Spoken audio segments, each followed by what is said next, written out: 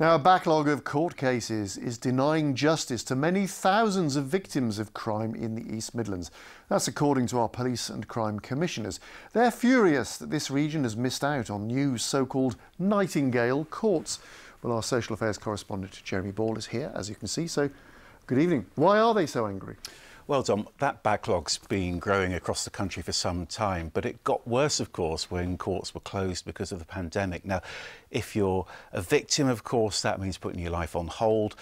It's a problem as well for suspects who might be trying to clear their name. And we can show you some figures now for the East Midlands.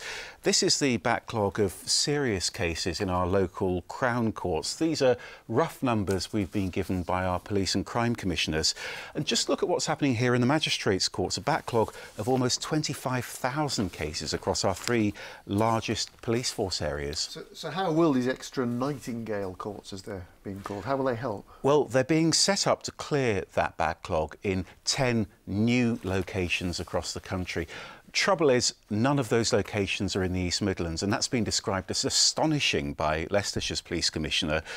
Derbyshire's PCC says he's actually identified 2 suitable local venues. And today I've been speaking to Nottinghamshire's new Deputy PCC, Emma Foodie. Now, she was sitting as a local magistrate before she started her new role 3 weeks ago.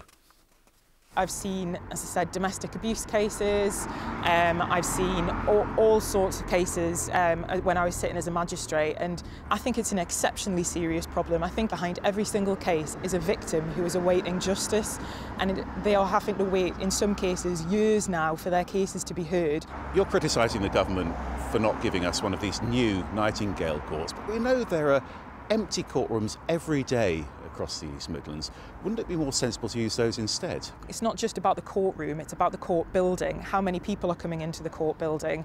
We obviously have to have a certain limit on that to make sure that we're doing this in a safe and proper way. So having additional facilities is therefore an important part to the solution. So any response from the Ministry of Justice? Yeah, they say they're looking for more potential locations to get justice back on track. They say many of the courts here in the East Midlands have reopened after lockdown.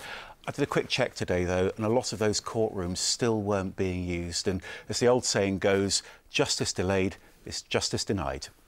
Jeremy, thank you.